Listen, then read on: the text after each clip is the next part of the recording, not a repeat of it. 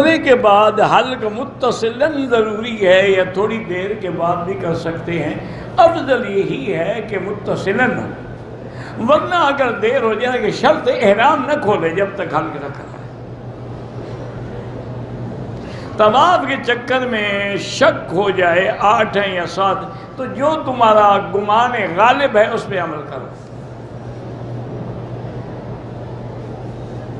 کہتے جی کہ ایک دعا کرا دیں کہ اللہ ہم سب کے گناہ معاف کر، دعا کریں اللہ پوری امت مسلمہ کے گناہ معاف کر دیں اور تمام حضور کی امت پہ رحمت کا فیصلہ فرمائیں۔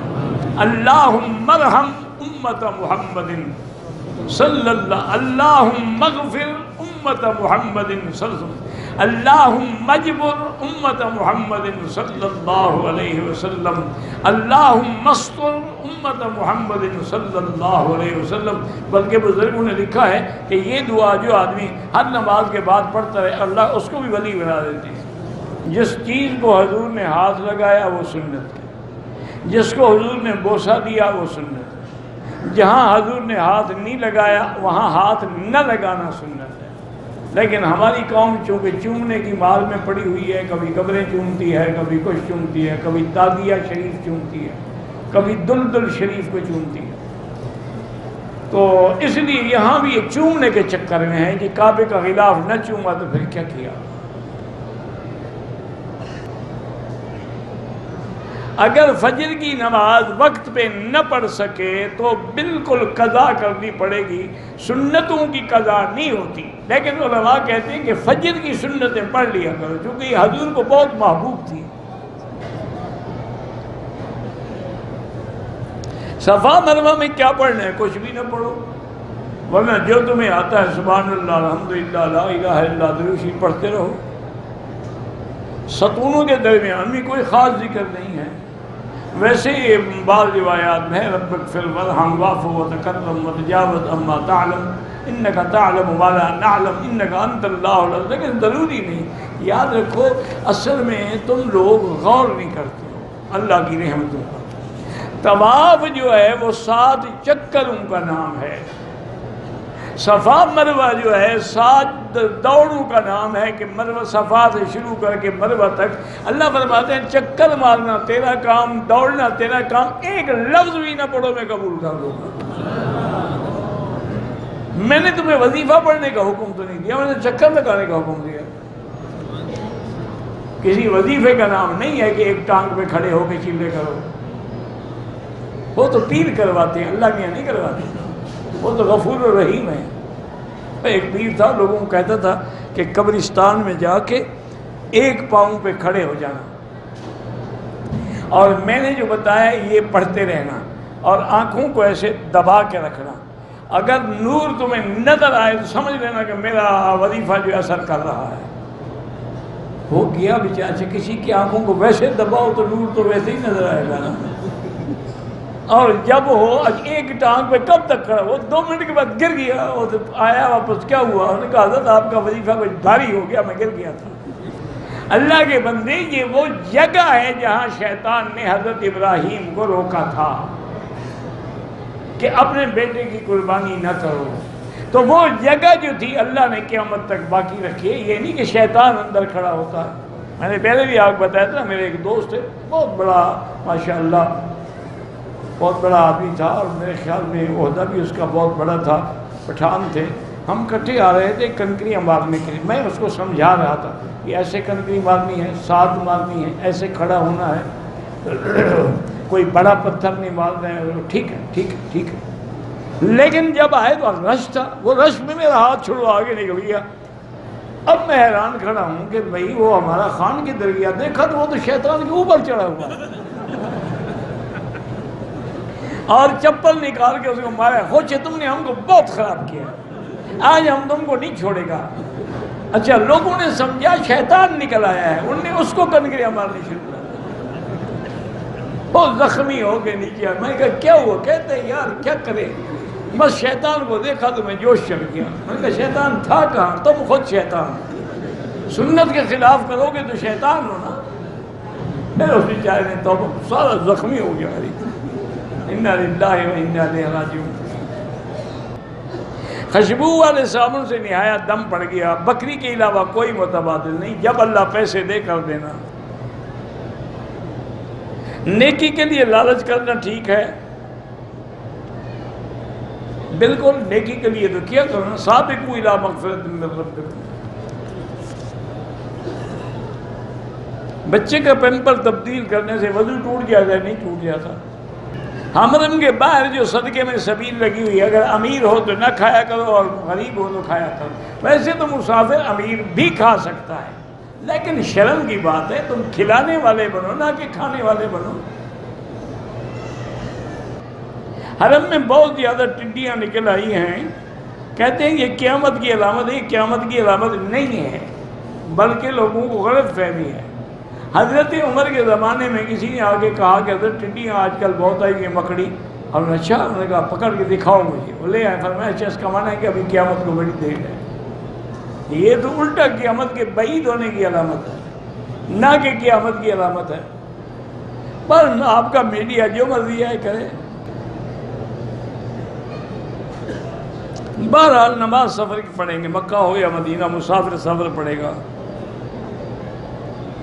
2 شادیاں کی تھی، میرے والد نے فوت ہو گئے، دوسری ماں کی اولاد ہے، ان کا میرے اوپر کیا حق؟ ان کا وہی حق ہے جو سب کا ہے، وہ بھی تمہارے باپ کی اولاد ہے۔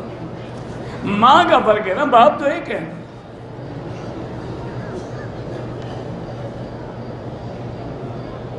اگر ایک آدمی کے اوپر قرض ہے، دے بھی رہا ہے، لیکن مر جائے پھر بھی قرضہ باقی رہے گا، قرضہ معاف نہیں ہوتا، یہ حقوق العباد ہے۔ اس لیے استغفار روزانہ 2000 دفعہ پڑھا کرو، انشاءاللہ 1 مہینے میں کوئی قرضہ نہیں رہے گا۔ شادی شدہ بہن کا وراثت کے علاوہ بھائیوں پہ کوئی حق نہیں، ویسے بھائی اپنی بہن کی مدد کریں تو ان کی مہربانی ہے۔ اگر سور کی مؤکدہ سنتیں نہ پڑھیں اور قرآن پڑھتے نہیں، بالکل سنت مؤکدہ ضروری ہے، تلاوت تو مؤکدہ نہیں ہے، وہ تو کسی وقت بھی ہو سکتی ہے۔ جو قاری صاحبان مسجدوں میں بچوں کو پڑھاتے ہیں، مقرر کر کے فیس لیتے ہیں، بالکل جائز ہے۔ کیا فیس نہیں لیں گے تو پھر آپ کو 11ویں پر گزارا کرنا پڑے گا۔ طواف جب ختم کریں گے تو 8واں اشارہ کریں گے۔ 3 رکعت وتر ہیں، ہمارے ملک میں 1 ہے، وہ بھی 1 نہیں پڑھتے، پہلے 2 رکعت پڑھ کے سلام پھیر کے پھر 1 رکعت پڑھتے، اصل تو وہ بھی 3 پڑھتے ہیں، وہ درمیان میں سلام کا فصل کرتے ہیں، ہم فصل نہیں کرتے، جھگڑا تو کوئی نہیں۔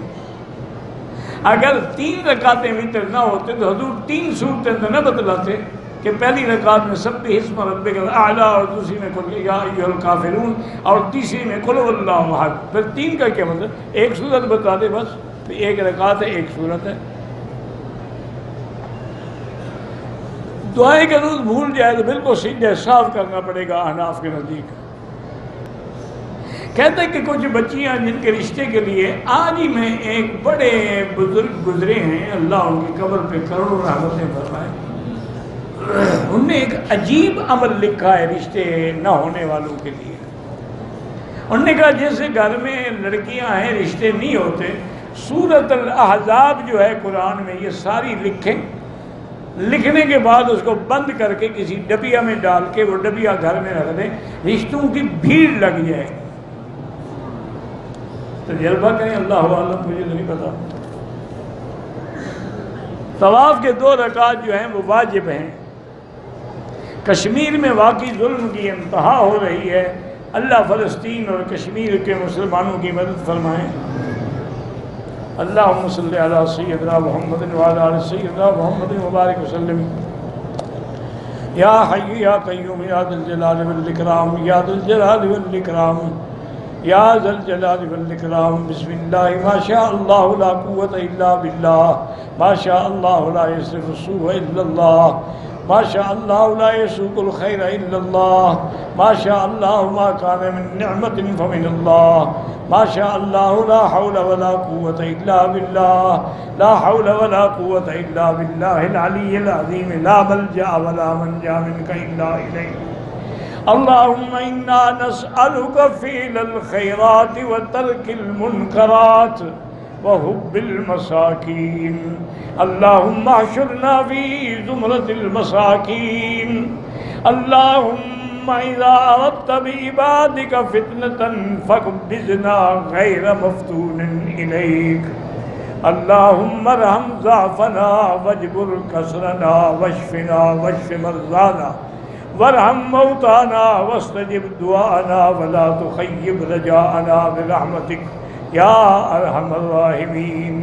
یا اللہ بیماروں کو شفا عطا فرما، یا اللہ ہماری ظاہری باطنی روحانی جسمانی بیماریاں دور فرما، یا اللہ بے حیاؤں کو حیا عطا فرما، بے اولادوں کو اولاد صالح عطا فرما، یا اللہ جن کے گھروں میں بچی ہیں ان کو خیر کے رشتے نصیب فرما دے، بے روزگاروں کو روزگار عطا فرما، قرض داروں کے قرض عطا فرما، یا اللہ پوری دنیا میں جہاں مسجدیں ہیں مدارس ہیں دین کے ادارے ہیں ان کی حفاظت فرما، یا اللہ اس بلد الامین کو قیامت تک ہر فتنے سے محفوظ فرما، یا ارحم الراحمین۔ مسلمان فلسطین میں ہیں، حلب میں ہیں، شام میں ہیں، کشمیر میں ہیں، روہنگیا میں ہیں، عرب میں ہیں، عجم میں ہیں، افغان میں ہیں، ان کی جان مال آبرو عزت کی حفاظت فرما۔